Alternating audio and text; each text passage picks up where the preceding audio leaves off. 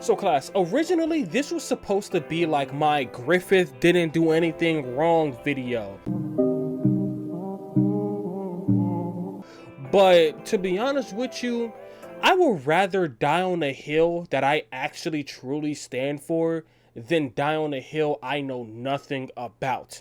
Such a lame ass. Because quite frankly, I have not been researching Griffith at all. I know, I'm sorry, okay? I'll get to it eventually, I'll get to it. But that's not the main topic of today's video, okay?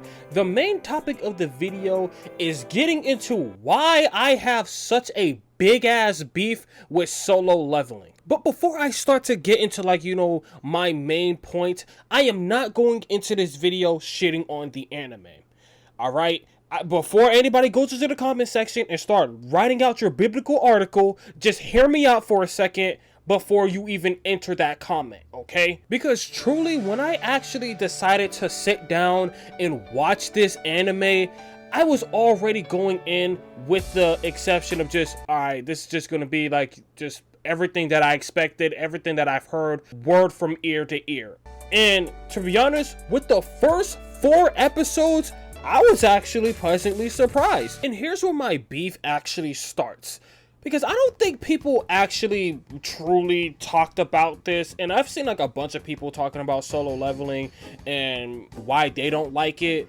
But I don't like it for a totally different reason. And that is because I feel like we do not have enough screen time or character development or development in general of Scrawny Woo. Because in my opinion, I feel like Scrawny Woo is possibly the best MC due to the fact of the matter that we actually see this man struggle and have to use his brain to like get out of certain situations. Like in the first 2 episodes, it had me hooked because of the fact of the matter is that he is thinking, he's like being like, damn, how the hell are we gonna get out of this shit? He's thinking of like the freaking scriptures that was written down on the damn stones, and he found and figured out how to get out of this dungeon. Like I feel like we needed more of that in season 1 than in episode 5 we miraculously just see him transformed into the Giga Chad Woo. Like I don't really fuck with that. Like show us more of Scrawny Woo developing into Giga Chad Woo.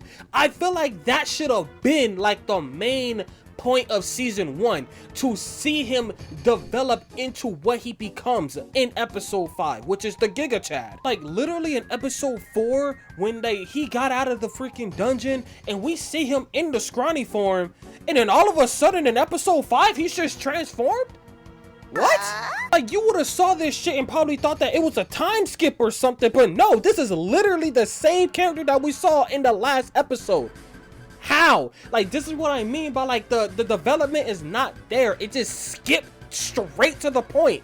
Like I wanted to see this man go from scrawny and then slowly work our way up to what he becomes right here. I feel like that would have made sense. Let's look at My Hero, for example. When we first see Deku, he's the scrawny, weak person, and then All Might trains him to where he starts to, like, we start to see a little bit of muscle grow on him, and then eventually throughout the anime, we see him turn into what he is in the final arcs. Like, we get to see that build up. We don't get that shit in Solo Leveling. And then especially after this point in time, like, I genuinely had to sit here and be like, why am I watching this? Because at this point, there's nothing to worry about Sanjin Woo. He's going to win everything. I'm gonna do a pop quiz real quick. After Sanjin Woo transforms and he becomes Giga Chad Woo, how many times throughout the entirety of the freaking first season, how many times did we see this man bleed? Is it A, 1 time, B, 3 times, C, 10 times, or D, more than 20?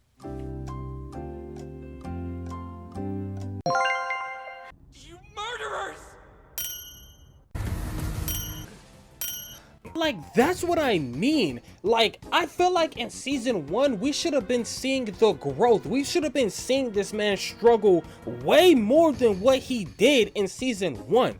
Like, I feel like this whole entire thing is just like a pacing thing.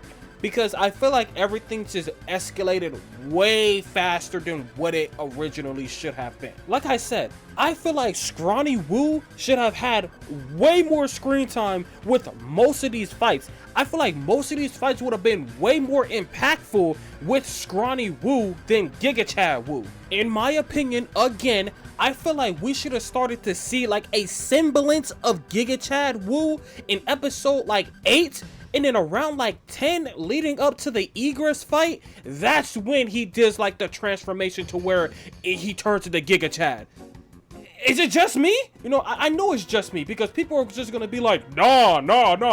We needed to see Giga Chad Woo off the jump. To be honest with you, I'm actually in disbelief that we didn't start off with Giga Chad Woo. Like, bro, Shut your stupid. like, that's the reason why, truly speaking, I cannot rank this anime any higher than a C. Oh yeah, shoot me over it. I don't care. Like, this anime is literally average due to the fact that we did not see a lot of struggle. We did not see Scrawny Woo grow up to the Giga Chad that we know today. That's why this shit is C for average. Due to that fact of the matter that we do not see this man struggle at all. Now, I do not want this to be like a long ass video, so what do you guys think? Do you guys think that I was kind of making some shape or sense here? Like, do you guys agree with me in saying that Scrawny Woo should have had way more screen time than what he did? Or do you guys just think that solo leveling is just fine the way that it is? Leave your thoughts and comments down below. And please keep it civil, people. And if you want me to like make a more in-depth, longer video of me talking about this, leave a like on this video. If this video gets to like 20 likes, now F that, we're gonna have to raise that shit. 50 likes, I will do an in-depth video on solo leveling. But with that being said, there's no bell for today. Class dismissed.